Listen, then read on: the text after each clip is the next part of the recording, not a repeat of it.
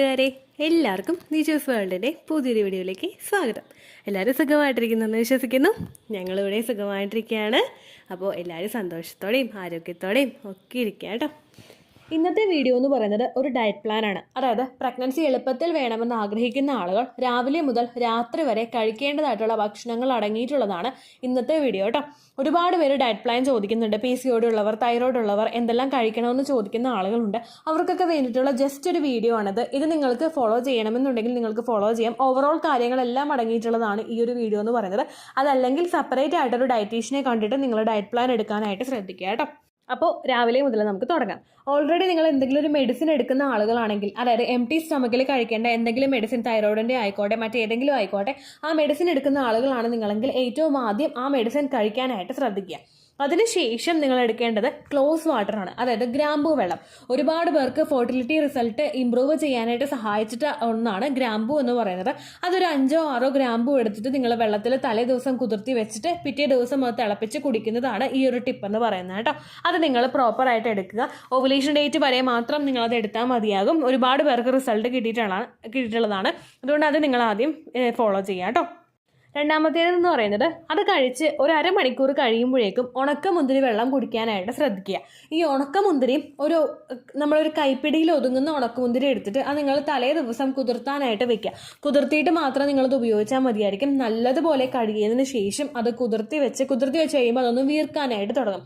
പിറ്റേ ദിവസം ഗ്രാമ്പു വെള്ളം കുടിച്ചിട്ട് ഒരു അരമണിക്കൂർ കഴിയുമ്പോഴേക്കും ഇതുപോലെ ഉണക്കമുന്തിരി വെള്ളം കുടിക്കാനായിട്ട് ശ്രദ്ധിക്കുക കേട്ടോ. ഏകദേശം ഒരു അരമണിക്കൂറെങ്കിലും ഡിഫറൻസ് നിങ്ങൾ കൊണ്ടുവരാനായിട്ട് ശ്രദ്ധിക്കുക. അതിനുശേഷം നമ്മുടെ ബ്രേക്ക്ഫാസ്റ്റ് ആണ്. എപ്പോഴും നമ്മുടെ ബ്രേക്ക്ഫാസ്റ്റ് ഹെൽത്തി ആയിട്ടിരിക്കാനായിട്ട് ശ്രദ്ധിക്കുക. ഇതിനിടയ്ക്ക് ഏറ്റവും ആദ്യം തന്നെ കട്ടൻ കാപ്പിയോ കട്ടൻ ചായയോ കുടിക്കുന്ന ശീലം നിങ്ങൾക്കുണ്ടെങ്കിൽ കഴിവതും നിങ്ങളത് കുറയ്ക്കാനായിട്ട് ശ്രദ്ധിക്കുക. എംപ്റ്റി സ്റ്റൊമക്കിൽ നമ്മൾ ഏതാണോ ഏറ്റവും ആദ്യം എടുക്കുന്നത് അതിൻ്റെ ബെനിഫിറ്റ് ആയിരിക്കും ശരീരത്തിലെ ഓരോ ഭാഗങ്ങളിലോട്ടും ഏറ്റവും ആദ്യം എത്തുന്നത്. അതെപ്പോഴും ഹെൽത്തി ആയിട്ടുള്ളതാവാനായിട്ട് നിങ്ങൾ ശ്രദ്ധിക്കുക. ചായ കുടിക്കുന്ന ശീലം ഉണ്ടെങ്കിൽ അതൊന്ന് കുറക്കാനായിട്ട് ശ്രദ്ധിക്കുക. വെറും വയറ്റിൽ ഒരു ഗ്ലാസ് വെള്ളം കുടിച്ചു കഴിഞ്ഞാൽ അതാണ് ഏറ്റവും നല്ലത്. അങ്ങനെ ഒരു ടിപ്പ് നിങ്ങൾ ഫോളോ ചെയ്യുക. അതിനുശേഷം ബ്രേക്ക്ഫാസ്റ്റ് കഴിക്കാനായിട്ട് ശ്രദ്ധിക്കുക. ബ്രേക്ക്ഫാസ്റ്റ് എപ്പോഴും ഹെൽത്തി ആകാനായിട്ടും നിങ്ങൾ ഓർക്കണം കേട്ടോ. ഇപ്പോൾ കഞ്ഞി കുടിക്കുന്നവരാണെങ്കിൽ കഞ്ഞി കുടിച്ചതിന് ശേഷം അതിനൊപ്പം ഉണ്ടാക്കുന്ന കറികൾ ഹെൽത്തി ആയിട്ടുള്ളതാവാനായിട്ട് നിങ്ങൾ ശ്രദ്ധിക്കുക. അതല്ലെങ്കിൽ ഇഡ്ഡലിയോ ദോശയോ അപ്പോ പുട്ടോ അങ്ങനെ എന്തോ ആയിക്കോട്ടെ, നിങ്ങൾ എടുക്കുന്ന അതിനൊപ്പം നിങ്ങൾ കഴിക്കുന്ന കറി എന്ന് പറയുന്നത് ഹെൽത്തി ആയിട്ടുള്ളതായിരിക്കണം. ഇപ്പോൾ ചെറുപയറോ വൻപയർ അങ്ങനെ എന്തെങ്കിലും, അല്ലെങ്കിൽ ഇപ്പോൾ വേറെ ഏത് കറിയാണോ നിങ്ങൾക്ക് ഇഷ്ടം അത് നിങ്ങൾ എടുക്കുക. കറി കൂടുതലായിട്ട് ആഡ് ചെയ്തിട്ട് നിങ്ങൾ കഴിക്കുന്ന ഭക്ഷണത്തിൻ്റെ അളവ് കുറയ്ക്കാനായിട്ട് ശ്രദ്ധിക്കുക. ഉച്ചയാകുന്നതിന് മുൻപ് തന്നെ എന്തെങ്കിലും ഭക്ഷണം കഴിക്കുന്ന ശീലം നിങ്ങൾക്കുണ്ടെങ്കിൽ അത് ഫ്രൂട്ട്സ് ആക്കാനായിട്ട് ശ്രദ്ധിക്കുക. ഒന്നും നിങ്ങൾക്ക് മേടിച്ച് വെക്കാൻ പറ്റിയില്ലെങ്കിൽ ചെറിയ വാഴപ്പഴം ആണെങ്കിലും നിങ്ങൾ മേടിച്ച് കഴിക്കുന്നത് നല്ലതാണ്. അതല്ല, എക്സ്പെൻസീവ് ആയിട്ടുള്ള ഫ്രൂട്ട്സ് നിങ്ങൾക്ക് അഫോർഡ് ചെയ്യാനായിട്ട് പറ്റുമെന്നുണ്ടെങ്കിൽ റെഡ് ബനാന, അതുപോലെ അവോക്കാഡോ, കിവി, ആപ്പിള്, ഓറഞ്ച് അങ്ങനെ ഏത് ഫ്രൂട്ട്സ് ആണോ അത് നിങ്ങൾ കഴിക്കാനായിട്ട് ശ്രദ്ധിക്കുക. വാഴപ്പഴം എങ്കിൽ വാഴപ്പഴം അത് നിങ്ങൾ കഴിക്കാനായിട്ട് ശ്രദ്ധിക്കുക കേട്ടോ. കാരണം ഒരുപാട് ഹെൽത്തി ആയിട്ടുള്ള കണ്ടൻസ് ഈ ഫ്രൂട്ട്സിലൊക്കെ ഉണ്ട്. ഇതെല്ലാം നിങ്ങളുടെ ഫെർട്ടിലിറ്റി വർദ്ധിപ്പിക്കാൻ വേണ്ടിയിട്ട് സഹായിക്കുന്നവയാണ്. ഇങ്ങനെയായിരിക്കും നമുക്ക് ലൈഫ് സ്റ്റൈൽ ക്രമീകരിച്ച് കൊണ്ടുപോകാനായിട്ട് സാധിക്കുന്നത് കേട്ടോ. അടുത്തത് നമ്മുടെ ലഞ്ചാണ്.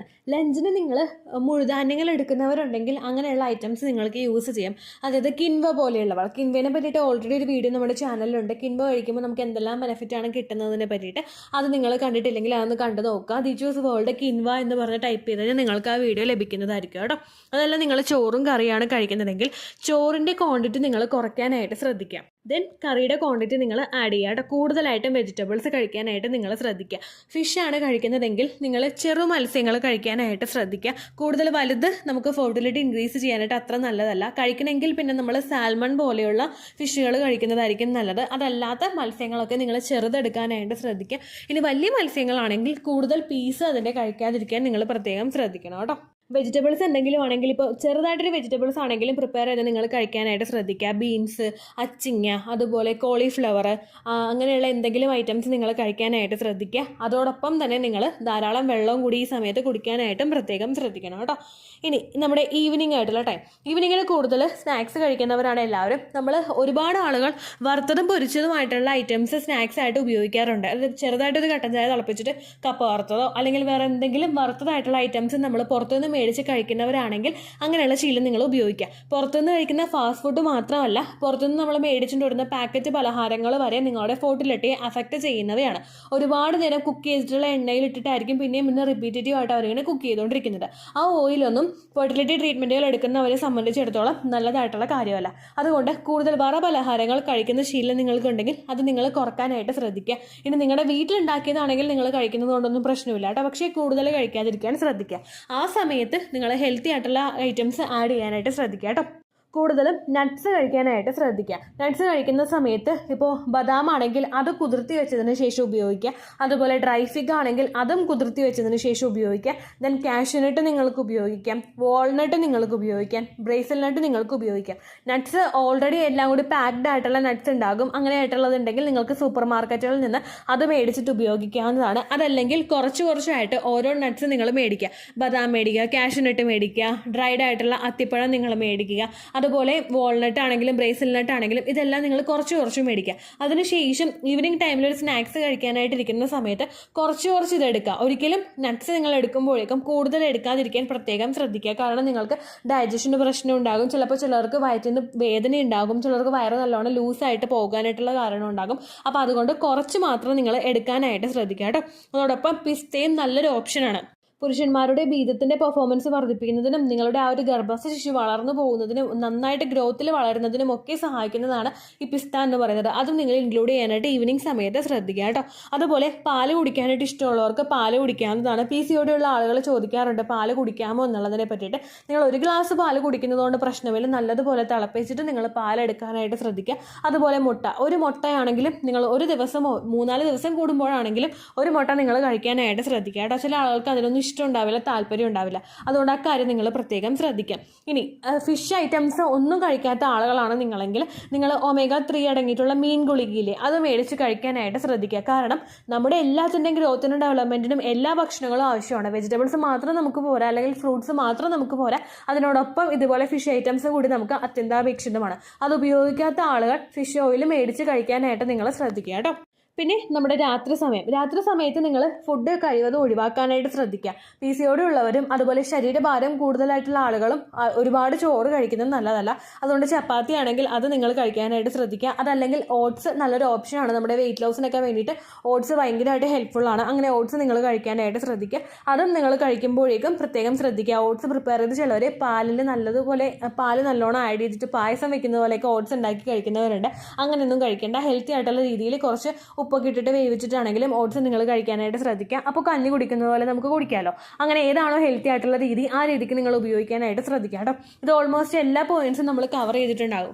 ഫെർട്ടിലിറ്റി ഇൻക്രീസ് ചെയ്യാൻ വേണ്ടിയിട്ട് നമുക്ക് എന്തെല്ലാം കഴിക്കാം എന്നുള്ള ഓവറോൾ എല്ലാ പോയിന്റ്സും ഇതിൽ ഇൻക്ലൂഡഡ് ആയിട്ടുണ്ട്. ഇതിൽ നിങ്ങൾക്ക് അഡ്വാൻസ്ഡ് ആയിട്ടുള്ള എന്തെങ്കിലും ഡയറ്റ് പ്ലാൻ വേണമെങ്കിൽ നിങ്ങളൊരു ഡയറ്റീഷ്യനെ കണ്ടതിന് ശേഷം മാത്രം അത് ഫോളോ ചെയ്യാനായിട്ട് ശ്രദ്ധിക്കുക കേട്ടോ. ബേസിക് കാര്യങ്ങൾ മാത്രമാണ് ഇതിൽ ഇൻക്ലൂഡഡ് ആയിട്ടുള്ളത്. PCOD ഉള്ളവരാണെങ്കിലും തൈറോയ്ഡ് ഉള്ള ആളുകളാണെങ്കിലും നിങ്ങൾക്ക് ഈ ടിപ്സ് ഫോളോ ചെയ്യാവുന്നതാണ് കേട്ടോ. ഇപ്പോൾ സ്നാക്സ് എടുക്കാൻ പറയുമ്പോഴേക്കും ഓരോ ദിവസവും ഈ നട്ട്സ് തന്നെ കഴിക്കണമെന്നില്ല. അതിന് പകരമായിട്ട് നമ്മുടെ മധുരക്കിഴങ്ങ് ഉണ്ടല്ലോ, മധുരക്കിഴങ്ങ് നല്ലൊരു ഓപ്ഷനാണ്. അത് നിങ്ങൾ കഴിക്കുന്നതും അതുപോലെ നിങ്ങൾ പയറക വർഗ്ഗങ്ങളൊക്കെ മുളപ്പിച്ചിട്ട് കഴിക്കുന്നതും ഒക്കെ ഫെർട്ടിലിറ്റി ഇൻക്രീസ് ചെയ്യാൻ വേണ്ടിയിട്ട് സഹായിക്കുക കേട്ടോ. അപ്പോൾ ഇത്രയേ ഉള്ളൂ വീഡിയോ. യൂസ്ഫുൾ ആയി കാണുമെന്ന് വിശ്വസിക്കുന്നു. യൂസ്ഫുൾ ആവുന്നുണ്ടെങ്കിൽ ലൈക്ക് ചെയ്യുക, ഫ്രണ്ട്സിനൊക്കെ ഷെയർ ചെയ്ത് കൊടുക്കുക കേട്ടോ. എന്തെങ്കിലും സംശയം ഉണ്ടെങ്കിൽ കമൻസിൽ ചോദിക്കുക. പണ്ടത്തെ വീഡിയോയ്ക്ക് കമൻസ് ഇടുന്നവർക്ക് റിപ്ലൈ ലഭിക്കുന്നില്ലെങ്കിൽ ലേറ്റസ്റ്റ് ആയിട്ട് ഞാൻ ഏത് വീഡിയോ ആണ് അപ്ലോഡ് ചെയ്യുന്നത് അതിന് താഴെ കമൻറ്റ് ഒന്ന് കോപ്പി പേസ്റ്റ് ചെയ്യാനായിട്ട് ശ്രദ്ധിക്കുക കേട്ടോ.